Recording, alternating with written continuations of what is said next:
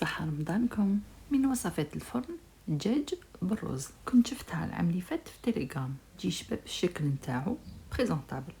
وبمناسبة شهر رمضان نحبوا نقدموا حاجة شابة وفي نفس الوقت مكونات غير مكلفة. عندنا دجاج مطحون، بصلة، حبة بيض، ملح وفلفل كحل، 4 مغارف لا شابلور وشوية لا كريم فريش. نخلطهم مليح. واللي ما تحبش تحط الكريمه، انا الكريمه كنحطها باش تجي طريه، وتقدري تبدليها بحبه بيض واحده اخرى ولا شويه تاع الماء. نخلطوا كامل المكونات ونزيدوا مغرف نتاع لا موطارد تاعها كمي مول. انا درت هذا تاع شارلوت، ديري فيه الزبده مليح وشويه لا شابلور، تقدري تبدليها بالفارينه. نحطوا الكفته تاعنا في المول كيما نديروا زعما اون بات باش راح نديروا ان غاتو. لازم ديريها حتى الحرف الفوق، وباش ما تلصقش في يدك لازم تشمخي يدك بالماء كيما نديروا كفته عاديه. المهم حاولي باش تكون متساويه في كل جهه، ما تجيش بلاصه خشينه بلاصه رقيقه. تخلص كامله ديك الكفته والداخل نعمروها بالرز. تكوني طيبتيه في الماء.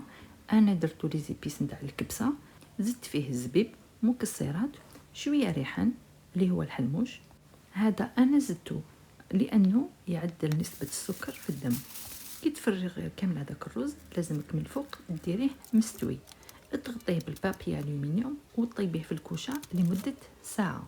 كي تخرجيه خليها 10 دقائق وديموليه، يديمولا فاسيلمون. تقلبيه في طبسي وتكوني موجده مرقه بيضاء. انا العظم هذاك اللي كنت نحيته لاني في الاول قلت لكم بلي انا درت الفخاف تاع الدجاج، درت نفس التوابل اللي درتهم في الرز. درت لي زيبيس تاع الكبسه وشويه زعفران شعره. المرقه كي طابت زدت فيها لا كريم فريش، شبحته بحبيبات زيتون، الله الله، وقدمته.